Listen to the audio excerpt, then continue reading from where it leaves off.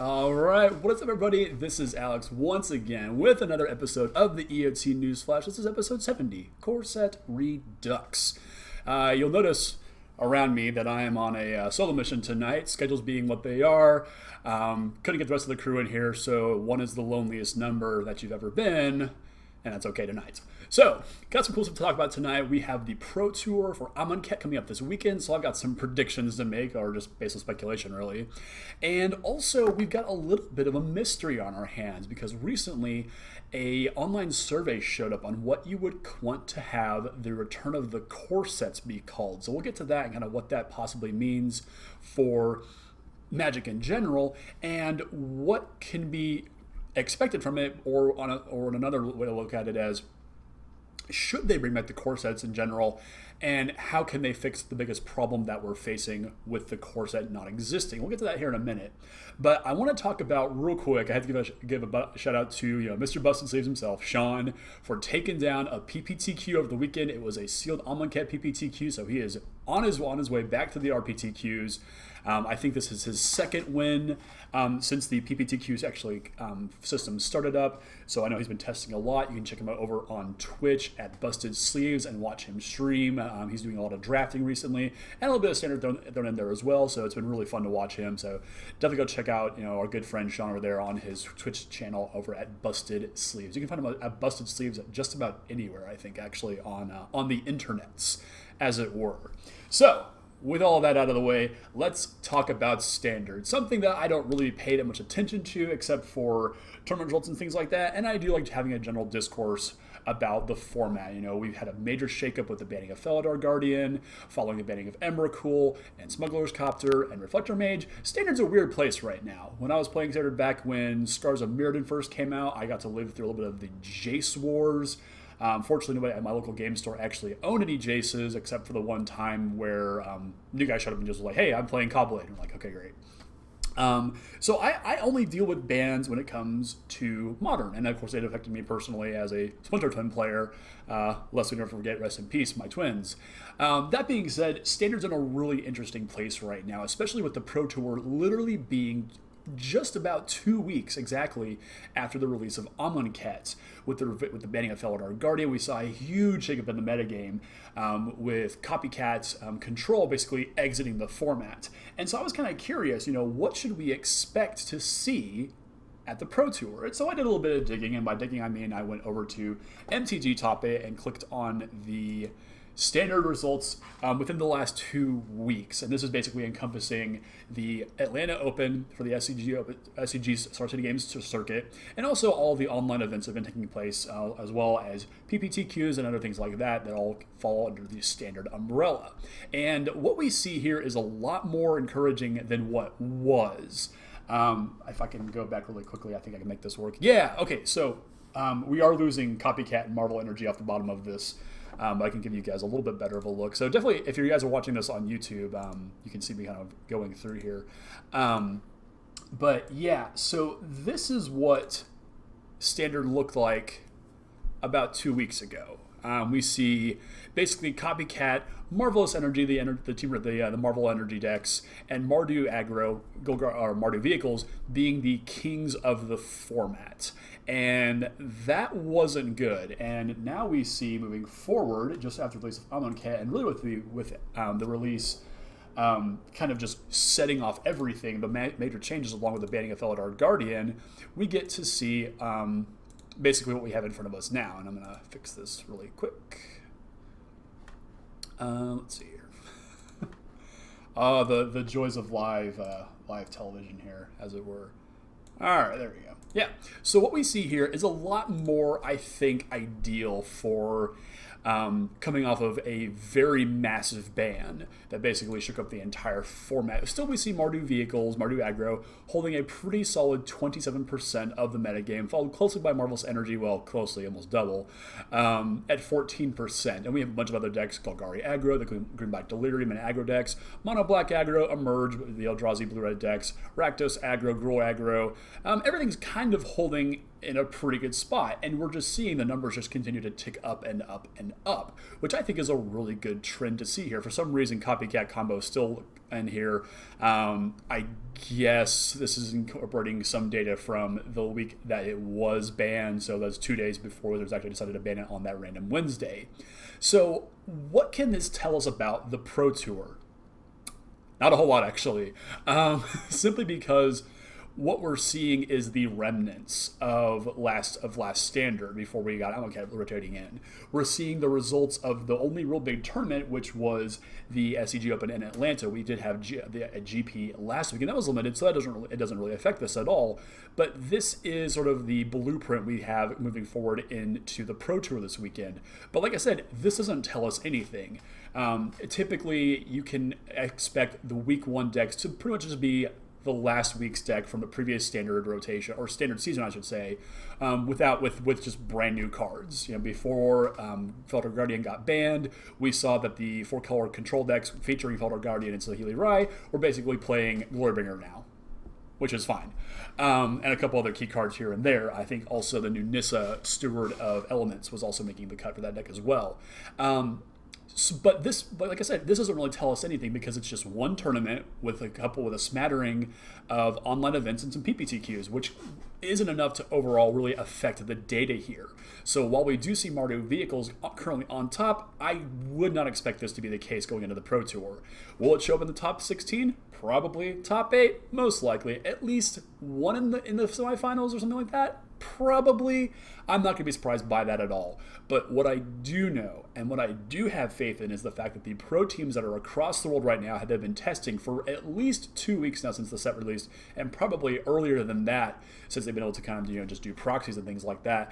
They've probably cracked something else. Whether it's this crazy new approach of the Second Sun deck, which we've been kind of seeing a little bit of. Maybe Blue-Red, is it Dynavolt Tower is coming back to really kind of sneak back into the format, just Jeskai control in general. Something is going to show up at the Pro Tour and shock all of us. No pun intended, obviously. Harness Lightning is just a better card. But this gives you a pretty good starting point, and I think that typically the results from the early tournaments in the season in this format are a little bit inbred, especially on the SCG Tour. I can't knock those players for playing what they know, but there is a certain lack of creativity that never really seems to blossom from those tournaments. After the Pro Tour, yeah, we'll see some shakeups there, and these numbers will change radically, I imagine. Or maybe they won't at all. But I would expect to see a very diverse top 16, top 32. The day 2 decks will be very diverse. I feel at least, and that's usually the case here. I was going through a couple of PPTQ results, some online things, and you do see a lot of variations in there. You see the Jund monsters, red-green monsters. You see Jeskai control. You see blue-red control, blue-white control, Mardu vehicles, of course, green-black Golgari aggro.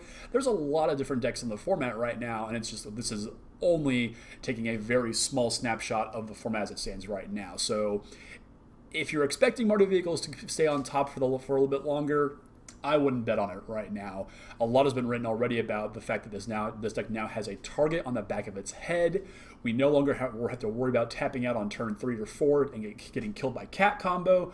We can finally diversify and take down Mardu vehicles, which is basically just Gideon and Harakiri at this point. So that's where we stand right now with Standard. Coming next week, we'll have a lot to talk about with the Pro Tour results. Of course, they're doing the team thing again, and that's always kind of interesting to watch, seeing different players kind of come together from across the world and work together to break these formats, as they have in the past, but not really under a unified banner, except for a couple of key exceptions like Channel Fireball and Team Star City Games. There's, I think, over 30 different teams right now that are going to be competing. There are currently 428 players invited to this Pro Tour. So we're going to see a lot of diversity. We're going to see a lot of teams coming together and show us what they got. I'm super excited to see that. But that's enough about Standard. Let's talk about something a little bit more mysterious. And what this actually entails, this popped up about 2 weeks ago. We didn't cover it then because I wanted to kind of see what would happen. And basically what we have here in front of us, and you can see it on the screen if you're watching over on YouTube, and if you are, thank you. Every year at least up until Magic Origins, Wizards of the Coast was releasing a core set, 2010, 2011, so on and so forth. And they ended with Magic Origins kind of being the final send-off where we get to see the return of the flipped cards, the Planeswalkers specifically. And then they just went away in favor of shifting to 2-set blocks. So instead of the original 3, so you had things like Khans of Tarkir, Fate Reforged, Dragons of Tarkir, we went to Battle for Zendikar, or the Gatewatch, which did contract a lot of this, which basically cut the card pool down, but was going to force a faster rotation because of the way they decided to do things. That being said, everybody complained, oh, I can't use my cards for as long as I used to be able to do that. So Wizards went back on their change and basically said, yes, we can now have 8 sets worth of standard in a current standard rotation, which is an absurd number of sets because we are seeing cards that were never designed to be played in the same decks as each other. And if we had stuck to the same rotation schedule, we would have already seen that kick out. Battle for Zendikar already. Shadows of Innistrad would be on its way out very, very soon. And it really begs the question if we had stuck to that rotation schedule, or if Wizards had let us even go through one cycle of that rotation schedule, would we have had to ban Emrakul, Smuggler's Copter, and Reflector Mage? I don't know. I can't answer that question because we never got to see the results of that new standard rotation, that faster rotation. But it is what it is, and we'll see what happens when we finally catch up to the design point where they are designing sets to be played with 7 other sets simultaneously. So there's that. That's a conversation for a different time. But this little survey went out, and basically it asked about the core sets. And I'll read it off to you guys for who aren't watching on YouTube. Every year, Magic releases numerous new card sets, and exploring a different corner of the Magic multiverse through each unique setting and gameplay themes. In addition to these expansions sets, Magic also releases a baseline set focused on the fundamental evergreen themes and mechanics central to what makes the games fun. So flying, death touch, lifelink, occasionally get some random stuff like prowess, menace, and things like that. It's where they tested all these new evergreen mechanics, Scry being like the returning favorite there. These sets should be fun for all players of all experience levels, providing the perfect entry point for beginners while still challenging veterans. We're looking for the perfect name for these sets, and that's where you come in. Which of these names do you like best for a set like this? And it was kind of, without the answers, without seeing those, this already sounds like a core set. A set completely full of a majority of reprints and some new cards. That's usually where we got our Lorwyn 5 returning every year. The Planeswalkers, that is. We always got 5 Planeswalkers, 6 if you count 2013 when Nicol Bolas shows up for whatever reason. And it just provided a space to print a lot of, simpler cards, but cards that still had a dynamic impact on the format. So they ask what you would like this set to be called. And the answers are as follows. The choices, I should say. Prime 2019, Core 2019, and Essential 2019, which sounds like a really bad box set of Kenny G songs, so throw that one out already. So this is the big hint. Are these sets coming back next year? Or for that matter, it would be, next year, because they would always print the next year's set in the current year. So 2011 came out so 2012's core set came out in 2011, and so on and so forth. Because that's just how, card years work, everything like that, model years work in general. So that's what we're talking about here. So why would they want to do this? Why would they want to bring the core set back? Well, I have some thoughts on that. And the first thought I had was reprints. And this is something that's kind of been floating around for a while. We need more reprints in Standard. We got Thoughtseize back in Theros, and that was a complete disaster. That was an unnecessary reprint for the power level of that set in general, but it was needed for the overall game itself. With Thoughtseizes approaching the upwards of $70 a copy for the original Lorwyn copies. So things like that being stuck into the format again are kind of important. But the question was, if they had given us some different reprints in more recent sets, in Amonkhet for instance, could we have solved the problem of Emrakul and Felidar Guardian? And the answer was a resounding kind of yeah. We have cards like Tormod's Crypt, which don't thematically fit into the environment of Amonkhet, but possibly could have been slotted into Shadows over Innistrad, which had no graveyard interaction whatsoever, which is what allowed the Delirium decks and Emrakul to just run rampant in Standard for so long and leading to its ban. if we had had Pithing Needle, which, hell, could have been a great invocation, not invocation, but invention for Kaladesh, would have fit perfectly into that set. Here's a stick, this little, needle thingy. What does it do? Well, it doesn't really do anything, but that thing over there, it doesn't do what it's supposed to anymore. How cool would that be for this inventor to just say, yeah, it's like Null Rod. It doesn't do anything. No, it does nothing. Exactly. So you can tie these things into the story.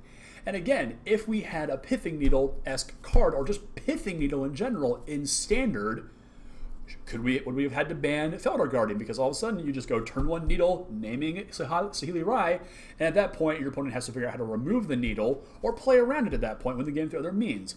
Does that solve the problem? There's no way of knowing without these cards being in the format, but it's an interesting thought experiment. So do we need, would this core set, this essential set, this prime set be necessary to give us reprints back? And I think the answer is yes, because all of a sudden we can start reprinting things. In a discussion with the rest of the guys today, there were 3 cards that I kept bringing up that I thought were just obvious. Stony Silence, Pithing Needle, and Grafdigger's Cage. 3 cards that are effective at shutting down some aspect of the format, some major aspect of the format. You have Grafdigger's Cage, all of a sudden you're kind of shutting down graveyard shenanigans. If you have Pithing Needle, you're shutting down Saheeli Rai. If you have Stony Silence, all of a sudden Mardu Vigils kind of doesn't do its thing anymore. It can only be played in white decks, which is, fine, but that's the point we're trying to make here. Now, the point of the rest of the set was brought up, and Sean made a really interesting point about what the cards that are tied thematically, not just in theme and flavor, but also in name specifically to specific planes. Those are the cards that are hard to reprint, except for in core sets. And there was a lot of confusion about what I was trying to get across, and I may have said core set when I meant standard set. So there was some confusion in the chat today, so that's probably my fault. So I apologize to the team there for that. But you can't print things like Azorius Charm, Boros Guild Gates, a lot of the legends into regular standard sets like Amonkhet and Hour of Devastations. You have to pick cards that are more just kind of generic, like Pithing Needle. Pithing Needle makes absolute sense. We saw it in a core set, and we saw it in Return to Ravnica. It makes absolute sense for a card because it's just so simple, it's so generic, and you can tie it thematically into a lot of different worlds. It makes a lot of sense. Same with Stony Silence. Just because you're not an Innistrad anymore doesn't mean you can't have an enchantment that just shuts down artifacts, possibly on an artifact block, like Kaladesh. So it's things like that I think could easily be snuck into regular sets, and that would be absolutely fine. Wizards needs to be able to put in these stopgaps in case all hell breaks loose and there's a million cats everywhere. Now, we can just go with the regular core sets and put these cards in as well, because at that point, you don't have to worry about any kind of flavor. You can just put whatever the hell you want in there, which is why we can have things like Avacyn Guardian Angel, or whatever they call her second version in Magic 2015. We can see Darksteel Citadel, which is a place on Mirrodin, or now New Phyrexia, show up in core sets like that. We can see all of the legends that we would usually get in a core set show up from different planes. I can remember Odric, the green flash chick, Yavaya, whatever her name was. Give flash her in, and then all of your creatures have flash in her hand as well. She was cool. You're able to do that and give necessary reprints, possibly to older formats, some chance to see the light of day again and not just be absurdly expensive. Maybe because we always got a dual land. For a while, the core sets is where we saw our dual land cycles with the M10 and up until I think 13, we saw the allied colored check lands. If you control X or Y, this comes into play untapped, and that was great. That's where we got our dual lands from. We got our planeswalkers from. Now, obviously, with the regular standard sets, we're just getting thematically tied walkers to the set that we're on, to the plane that we're on. We couldn't probably have blue-green Nissa sort of elements in a core set because that doesn't make any sense. There's no context to why is she blue all of a sudden. It makes more sense on Amonkhet, but you can have just generic core set walkers. Jace Bellerin, a Johnny Goldmane, Liliana Vest show up and just be in the core set, and they don't have to have any sort of thematic tie to anything because they're just, this is the walker as they just are, and I think that's fine. But that creates a problem. Let's say that we do go this route of putting the core sets back into Magic, filling them with lots of reprints, other thematic ties back. You can have, one core set relate back to all of Ravnica. So you get all of City of Guilds and all of Return to Ravnica block thrown into the set, and you have some more thematic cards there. So it's not quite Return to Ravnica 2, but it's tied back to it. You can have elements from a lot of different planes, and I think that's a very cool way to explore design space for things that maybe didn't fit the first go around. But let's say that we do that. Where do we put it? Obviously, we put it in the summer like we did with the original core sets, but that creates a problem because that puts 5 sets being released into Standard every single year, which is right now, 2 at the beginning of the year and 2 at the end of the year, and that's fine. That's what it's been since forever, actually, even with the change of rotation and the number of sets per block, when going from 3 to 2. We only have 4 sets per year now. So the question is, do we put it in the middle and possibly just move the release date of certain sets down a little bit or back a little bit? That creates a really awkward situation. Do you cut down, do you go back to 3 sets per block? And that creates a whole other host of problems because usually we have that third block syndrome or the third set syndrome where the third set in the block was absolute garbage. I'm looking at you, Avacyn Restored and Journey into Nyx. Just saying. So this creates a whole host of problems.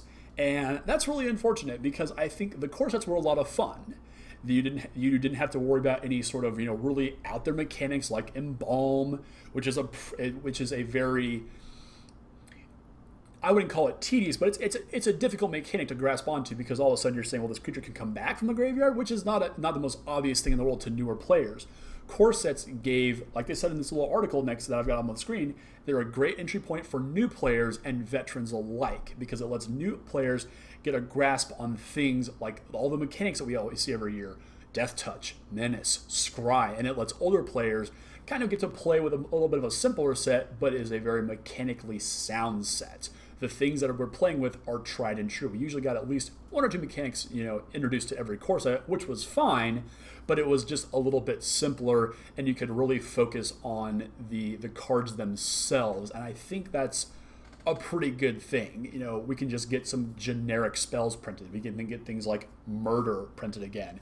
Things like Lightning Strike can come back into Standard instead of Wizards having to worry about giving us Red Burn spell number 892,421. We don't have to worry about that anymore because we're seeing a point where, and I don't know if this how soon we're going to see the well of design space dry up. I hope it doesn't happen anytime soon, but there is a notion that eventually there won't be any more design space for certain cards. Like you can only print so many 2-mana Red Burn spells. You can only print so many 3-mana counter spells until they just start becoming thematically the same, just different names. So I don't know where we go from there in that regard, but the core set fixes that. It gives us the space to just print the generic cards instead of wasting slots in these standard sets, things like Cancel, Negate, your generic removal spells. You don't have to worry about wasting space in those sets because they're already in the core set. So you can free up some design space and put some cooler, more out there cards in these standard sets, which I think is a pro. But I don't know. I honestly don't know the answer to this question. I lived through several core sets, and I thought the core sets were fine. But I don't know where we go moving forward. Standard has been changed fundamentally, going from a 3-set block to a 2-set block to accommodate a much faster rotation, which is no longer the case, which creates sort of this very awkward position we're in right now where, like I said, cards that were never meant to be played together are being played together, which facilitates the necessity of bans, and that's not good for anybody. It's not good for the investors, the players, the collectors. It's not good for the game in general because nobody wants to see, crap, I can't play Emrakul anymore except in older formats. You go play it in Vintage now, I guess. So that's kind of my thought here. It's a very incomplete thought because what I want to hear is some feedback from you guys now. what I'm going to do, I'm going to create a poll over on the Facebook page and put it out to all the Facebook groups I'm a part of. So if you're a part of those groups, look for that poll. If you're over on Twitter, look for us over on the EOT Newsflash and let me know where you think reprints belong. And basically, I'm going to break it down into two choices. Do reprints belong in A, a core set, or do they belong in B, standard sets? Or C, do you think we should have standard sets at all? I'll throw some extra choices in there, but it's a pretty simple question. Do you think that the core sets belong back in Magic, and what is their purpose? That's the big question I'm trying to ask here. Why do we need a core set? And I think I've laid out some pretty solid reasoning for why we do need it, and also why we don't.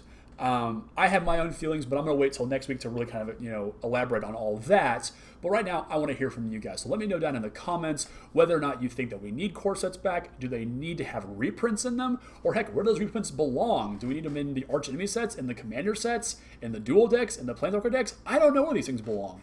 But accessibility is always a thing. We need cards to be able to fight other cards. And if Wizard gives us those tools, where do they go? So that's the big question here. So look for that poll out on Twitter, over on Facebook, and let me know down in the comments as well what you guys' thoughts are. Next week, we're going to have full-on Pro Tour madness. We will have crowned a champion, we'll have crowned a player of the year, drafts king of the year. They've got so many awards now, it's not even funny. I think they might also be announcing Hall of Famers this year for this one. I don't know. We'll see. Something crazy is going to happen at the Pro Tour down in Atlanta, I believe is where it's being taking place. I'm going to double check that real quick. Pro Tour on catch. I think it's in Atlanta. Yeah. No, Nashville, Tennessee. Nashville's a great city. I love Nashville. Research, Alex. Research. So, that's our show for this week, guys. It is a little bit shorter because we don't have the usual back and forth from me and the rest of the team. We'll have that back next week. Hopefully we'll get Sean, Justin, and Steven on here. Maybe the return of James Black. I don't know. We'll see. But for now, appreciate you guys watching. As always, check us out over on Facebook at EOT Newsflash, on Twitter at EOT Newsflash. Send all of your love, hate, and respect to EOTNewsflash@gmail.com. Don't forget to like, share, and subscribe to the video. And also check out the audio-only versions of all the episodes over on the mtgcast.com. And since Steven's not here to say it, should I even say it? Let's do it again next week. Talk to you later, guys.